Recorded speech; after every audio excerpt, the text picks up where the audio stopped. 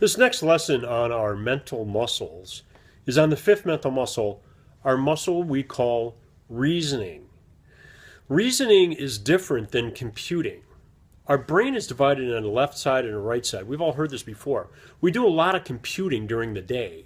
Computing is analyzing data that comes at us, which, by the way, these days is more and more and more. And that's our computer, which, by the way, we have an incredible computer, a supercomputer. Do you know some people think that our minds and our brains are more complex than the most complex supercomputer ever produced? That we can far out compute any computer that's been designed or that they think they could ever design. They also say that we have more brain cells than there are astrological bodies in the Milky Way, our galaxy, which is pretty incredible. And all those things are up there doing a lot of activity and a lot of computing. But our reasoning is a little bit different, at least in my mind. And as a mental muscle, like all the other mental muscles that we've been talking about, you can work this reasoning ability or this reasoning muscle to work in your favor.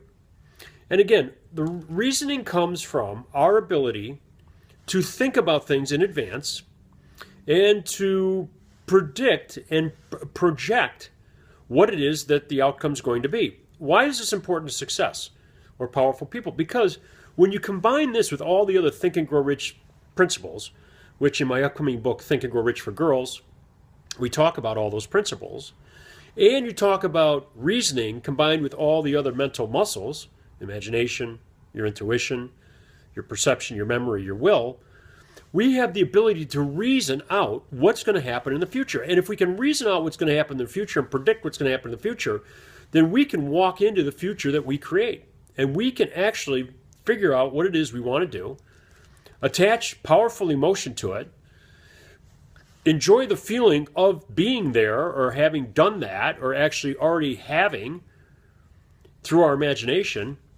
And then we could go back and start doing the things that you need to do to have those things and being the things you need to be in order to do and have those things. So the reasoning is very important because it's a mental muscle that allows us to connect the dots. Now, my good friend Bob Proctor says you can always connect the dots looking backwards, but you can't really connect them moving forward. And I agree with him to some regard. However, through our reasoning, we can project, and through our imagination, we can reasonably predict what it is that we can accomplish. And I believe that. And like this program itself, I reasoned through this program years and years and years before. It wasn't until I actually focused through my will and through my imagination that I actually created it. Just shooting this video has been an exercise in will and imagination, but I won't go into that. The point is, this course is about you and your mental muscles. This course is about your ability to reason. I told the story earlier about my daughter dropping the spoon off the high chair. She was reasoning even at a very young age. She couldn't even talk. She couldn't even walk. But she was already reasoning because that's the ability that we have as human beings. We have these abilities, these six mental muscles, and reasoning is one of them. And it's one that you should use.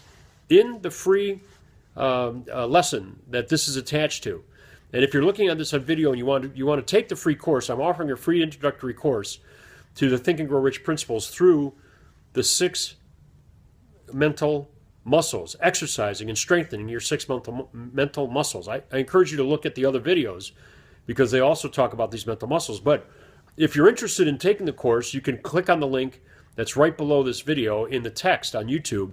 If you're taking the course right now, this video will be attached to the course, and go through the material and actually do the exercises. Remember, mental activity does not constitute reasoning or thinking.